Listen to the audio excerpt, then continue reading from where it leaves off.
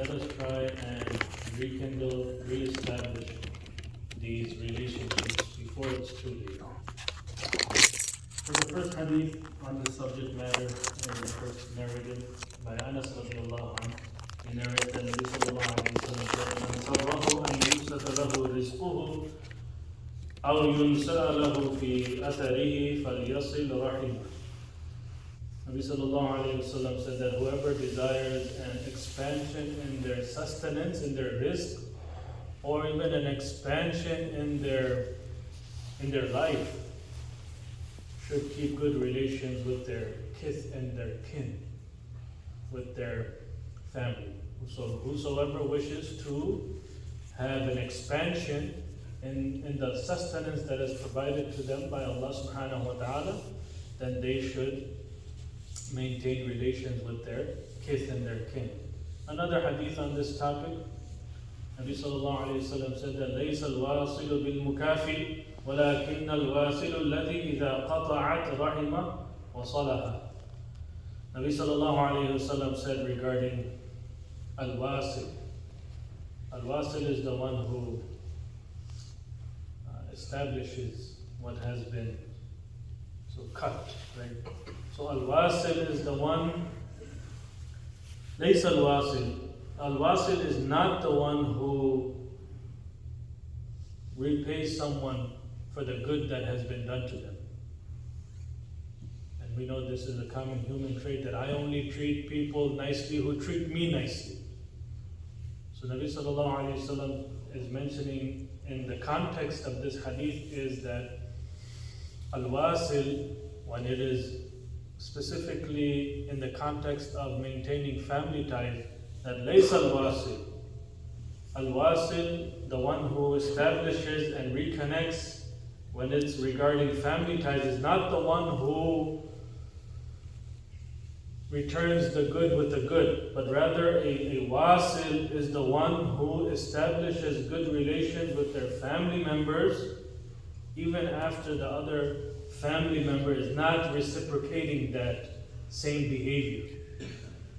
In other words, the family member is trying to cut off ties, and I am the one who is trying to maintain establishing ties. So al-wasil is that individual who tries to establish family relations even though the family member is trying to cut them off. So that is an extreme bitter pill, if we want to call it, a bitter pill to swallow. Because it's extremely difficult when that same behavior is not being met. You're not getting that back from the other individual. Now, you literally have to make yourself look like a fool because that person is trying to run away from you.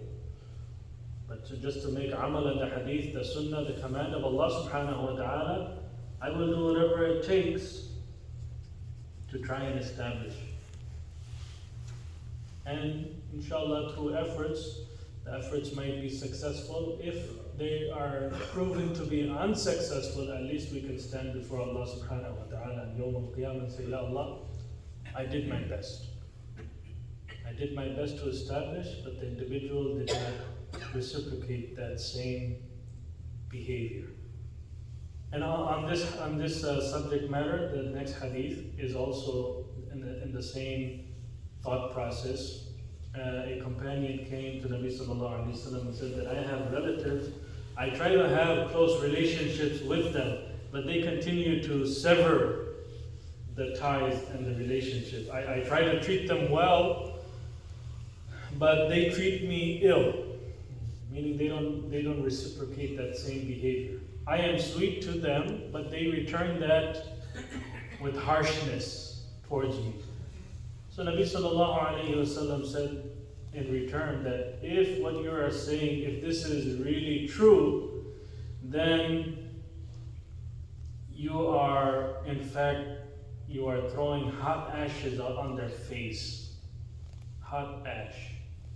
And there will always remain with you, on behalf of Allah subhanahu wa ta'ala, a malaika who would keep you dominant over them so long as you continue on this path.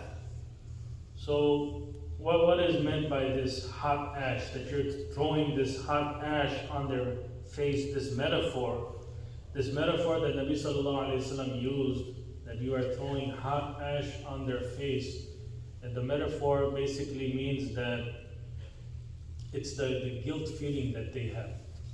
The people who are returning the bitterness back, definitely if they have any sense of humanity left in them, they will have this guilty feeling in their heart, deep within their heart, that, this person is being so kind to me. But because of whatever it is, it's definitely not religion, it must be culture that's pushing them to reciprocate with ugliness. So that person who is responding with ugliness, he or she will definitely have this feeling deep in their heart that, this person is being so nice to me, but I'm returning the niceness with ugly behavior. They will always have this on their mind.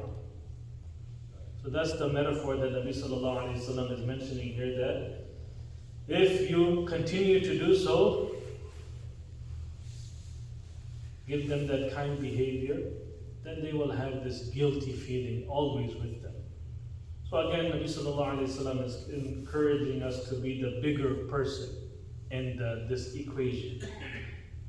So in conclusion, we can appreciate that never has there ever been a religion in the history of human history that emphasized the importance of